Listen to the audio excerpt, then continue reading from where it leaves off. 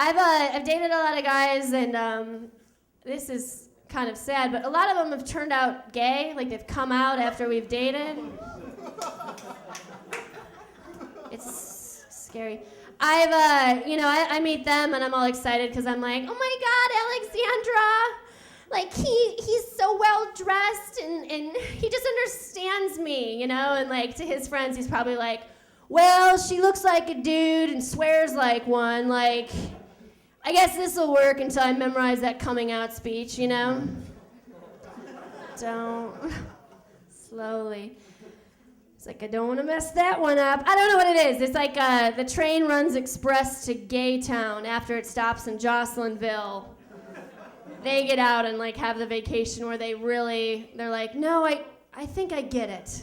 I think I get it now. I am not, I don't like women. Thank you, Joselyn. I'm like, no, why? Every time I go out with my friends, like my friends think it's really funny. It's like the big joke that I get like the creepiest dudes at the bar. They're like, oh, watch out, Joss, there's a creep over there. Like, look out. I'm like, it's funny, it's my life. But I was in New York and I had this guy come up to me. He was like in his like mid-50s. He's like totally hammered out of his brains. And he comes up to me, he's like, I like you because you look like you're 12. He's like, but I ain't no perv or nothing. I'm like, well, sir, you're obviously a pervert, but I like you because you're not ambitious to go after a real 12-year-old. Good news for you, I happen to date lazy creeps. What do you say? Let's make some mistakes. I drink a lot. I drink way too much because if I don't, I shake.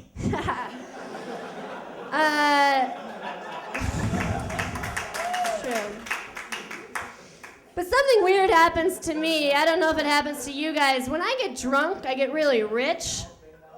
All of a sudden, I start thinking I have all this money. I'm like loaded. Totally broke. I go up to the bartender and I'm like, hey, put everything on my tab. Don't let anybody pay for nothing. I got this one. It's like the credit card I applied for because I actually needed the free t-shirt that they offered with it. Like, that's... But in New York, they have this jukebox that takes credit cards. Like you actually can pay for it with a credit card. So I wake up after like this long night out, and I'm already angry because I've already spent, I've already gone over my balance in my bank account. But I find out that I spent $130 on a jukebox. Yeah, I put on my credit card. I'm like, what could I have been doing? I wanted to call a woman that worked at the jukebox place. Like, she would, like, this actually would be something. Like, in my head, I'm like, I know what I'll do. I will call and demand to know what happened. So I call up the thing, and I'm like, I would really like to know how $130 happened. And she's like, all right, let me break it down for you. We've got 33 plays of Living on a Prayer. Is that you? I'm like, yes. 22 plays of Brass Monkey back to back. I believe you paid extra to make that keep playing every time. And then we have a couple plays of Wind Beneath My Wings here at about 4 o'clock in the morning. Is that you? I'm like, I'm sad and lonely, I promise. Please don't tell anyone about this conversation. Click, boo!